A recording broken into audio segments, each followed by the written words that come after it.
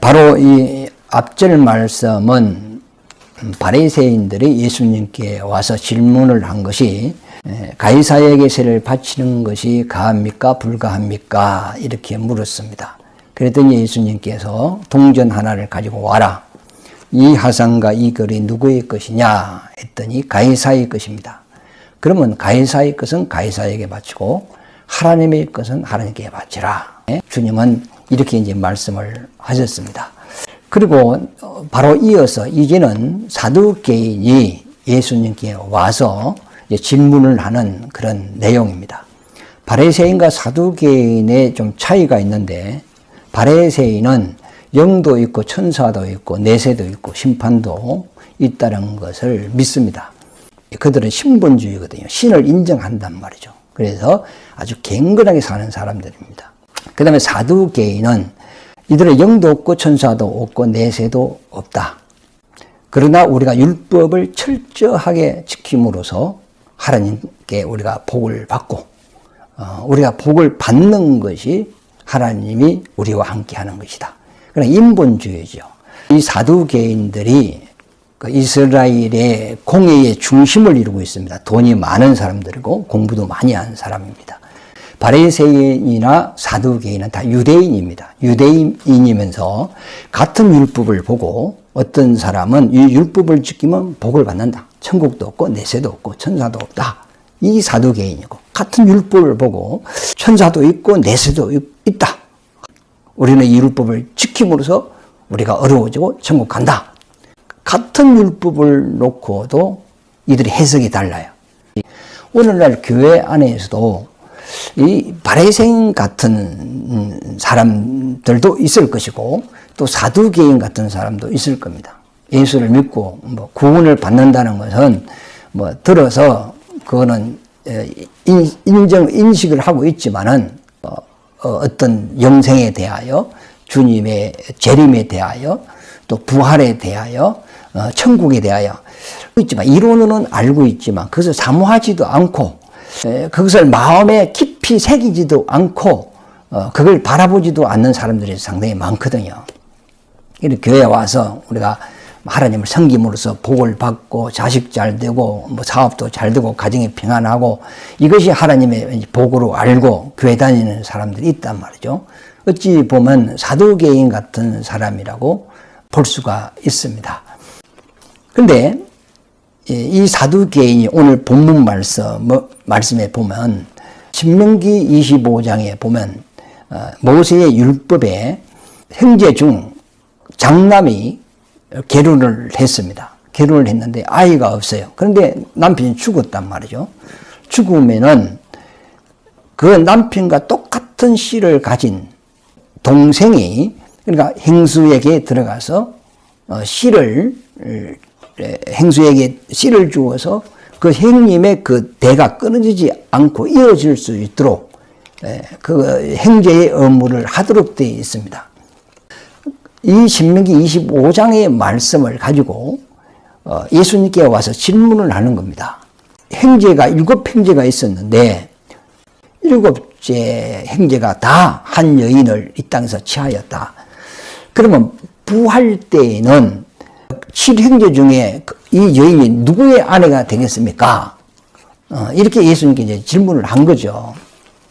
그랬더니 예수님께서 너희가 성경도 하나님의 능력도 알지 못하는 거로 오해하고 있다고 예수님이 그런 말씀을 하셨죠.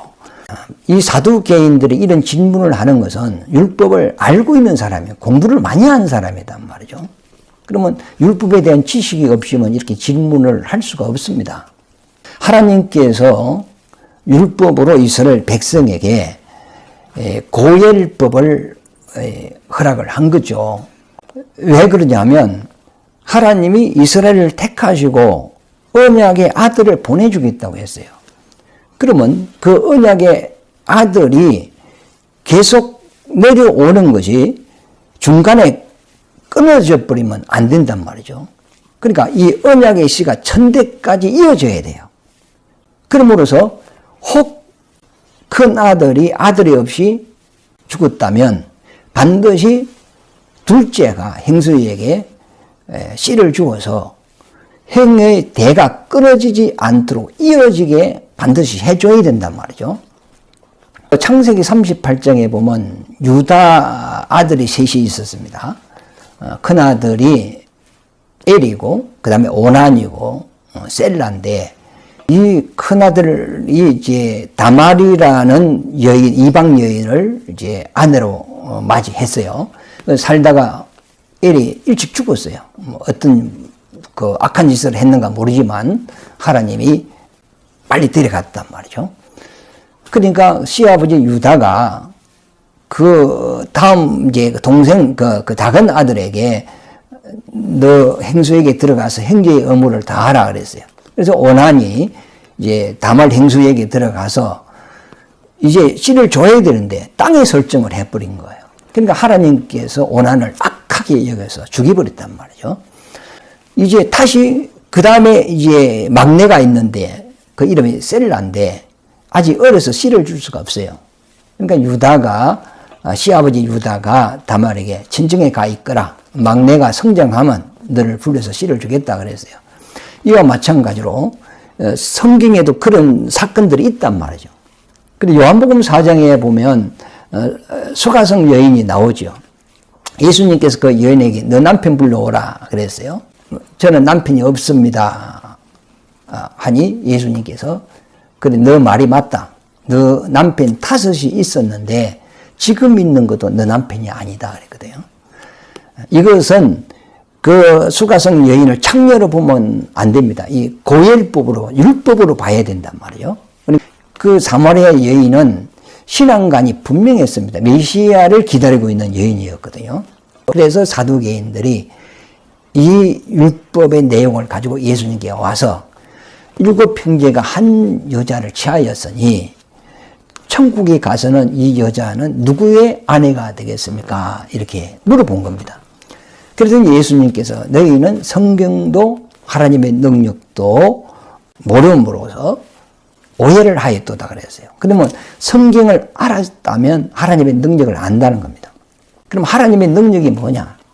우리가 천국 갈 때는 우리가 부활한다는 겁니다. 부활을 하면 이런 물리적인 이런 육체가 아니고 영적인 존재가 된다는 거죠.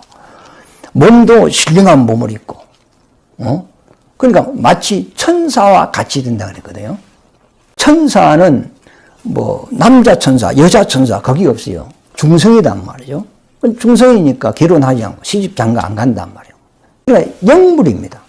영적 존재인 것 같이, 천사가 영적 존재인 것 같이 우리도 부활하여서 천국 가면 누구 안에 그런 게 없단 말이죠. 영원히 사는 영적 존재가 된다. 이것을 이제 주님이 이렇게 말씀을 하시는 거죠.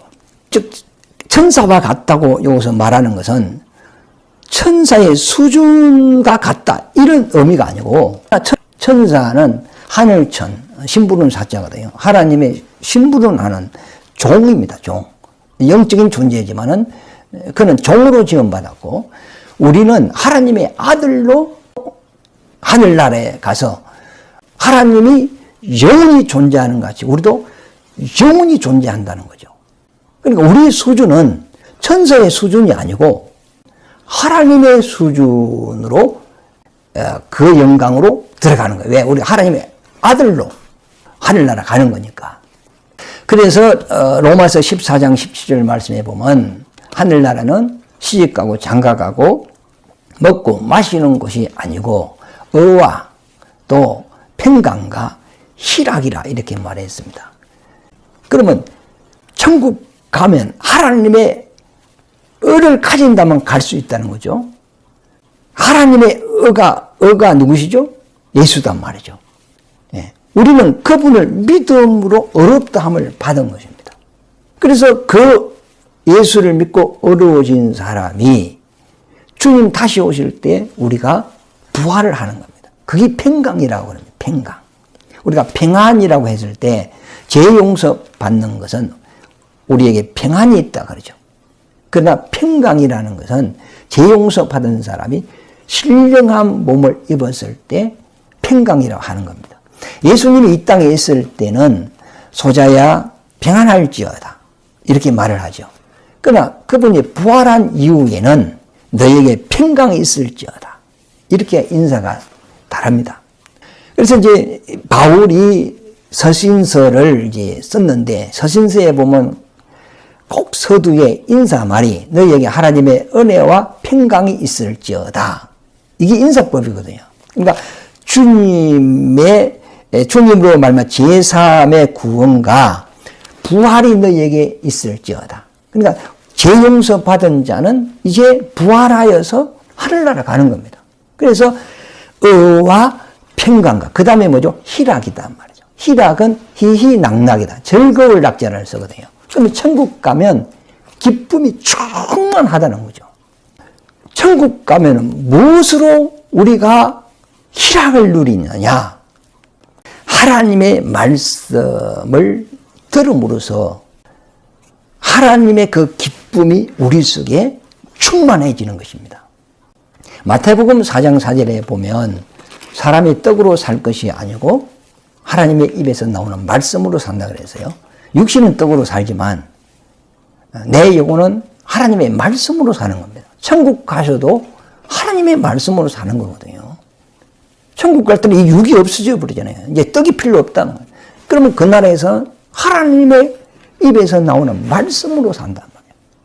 그래서 예수님이 그 날이 언제죠? 우리가 부활하여 하늘나라 갔을 때 그 나라에는 너희가 나와 함께 먹고 마시리라 그랬어요. 천국 가서 무엇을 먹고 마실 것이냐? 그럼 먹고 마신다는 건 양식 개념이거든요. 그럼 내 영혼의 양식이 뭐냐? 하나님의 입에서 나오는 영원한 말씀이 내가 천국에서 먹는 양식이단 말이죠. 요한복음 7장에도 이런 말이 있어요. 성령을 받은 사람은 그 배에서 생수의 강이 넘쳐나리라 그랬거든요. 그러면 성령은 어떤 분이시냐? 하나님의 말씀을 깨닫게 하고 기억나게 하고 그 말씀대로 우리를 인도하시는 영이 성령이시단 말이죠. 성령 충만한 것은 어떤 은사가 아니고 그건 밖으로 나타나는 것이고 성령이 우리에게 실질적으로 주는 그 생명의 양식은 하나님의 말씀을 내 속에서 깨닫게 하는 그 영이 성령의 역사단 말이에요. 그래서 우리가 천국 가면 아무것도 걸리는 것이 없죠. 막히는 것이 없죠. 하나님의 입에서 나오는 영원한 말씀을 우리가 듣는단 말이에요. 들을 때 그 말씀이 내 속에서 믿음이 되고 기쁨이 된단 말이에요. 그래서 시편에 보면 다윗이 하나님의 말씀은 송이꿀보다 달다 이렇게 포인을 했어요. 성경을 기록할 때에 그 당시에 가장 단 것이 뭐냐? 꿀입니다. 그 꿀 중에도 송이꿀이라 그랬어요. 송이꿀. 그러니까 여호와의 말씀은 내게 송이꿀과 같이 달다. 꿀같이 달다 그랬거든요. 그러니까 그 말씀을 들으면 내가 그 말씀을 깨달을 때 내 속에서 기쁨이 생수의 강같이 막 팍 솟아오른단 말이에요. 그러면 내 생각으로만 그 기쁨이 있는 것이 아니고 그 기쁨이 내 입으로 찬양이 되고 감사가 되고 하나님 앞에 막 영광을 돌리게 된단 말이에요. 그럴 때 내가 하나님의 입에서 나오는 영원한 말씀을 받고 깨닫고 그것이 나의 기쁨이 되고 희락이 되고 나의 즐거움이 된다. 너무 기뻐서 그 말씀대로 있을지어다. 이렇게 하면 하늘의 종들이 말해요. 그 말씀대로 그대로 펼쳐버리는 것이 그게 천국이단 말이에요. 예. 하나님께서 말씀으로 천지를 창조하신 것 같이 있을지어다 하니까 이 만물이 생겨버리는 것 같이 우리는 하나님의 입에서 나오는 그 말씀이 나의 말씀이 되고 나의 기쁨이 되고 그 말씀으로 내가 명할 때 그 말씀대로 펼쳐져 버린단 말이에요. 각자가 그때는 하나님의 말씀을 깨닫는 깊이와 넓이와 높이가 다르겠죠. 신앙의 크기에 따라 그릇에 따라 달라지겠죠. 그러면 그 신앙의 그 믿음의 그릇이 어디서 만들어지느냐? 이 땅에서 교회 생활로 통하여 그 그릇이 이제 결정이 된단 말이에요. 그러기에 따라 영원히 천국에서 그 수준으로 이제 사는 것이다 말이에요. 그래서 예수님께서 하시는 말씀이 내가 주는 것은 세상이 너희에게 주는 것과 다르다 그럽니다. 그 차원이 다르단 말이에요, 이게. 그러니까 우리가 천국 가면 하나님의 안식 속에 들어가고 자유 속에 들어가고 그 말씀 속에 들어가고 주님과 하나 되는 이런 관계를 갖는단 말이에요. 천사의 수준이 아니거든요, 이게. 그럼 지금 이 바리새인들은 부활하면 그 일곱 형제가 한 아내를 취하였으니 누구의 아내가 되겠습니까? 이것은 자기 수준에서 물어보는 거예요.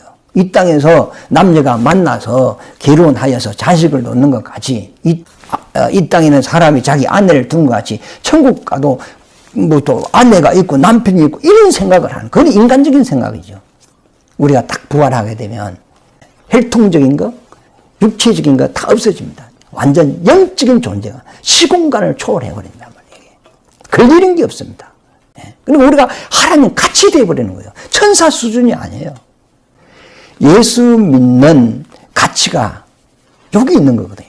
지금 우리가 예수를 믿어도 아직 천국 못 갔어요. 부활하지도 못했어요. 그러나 우리는 지금 천국 맛을 보고 주님이 곧 오실 것이다. 오면 내가 부활할 것이다. 나는 자유자가 될 것이다. 자유자는 걸림이 없단 말이죠. 그때 주님의 희락으로 살 것이다.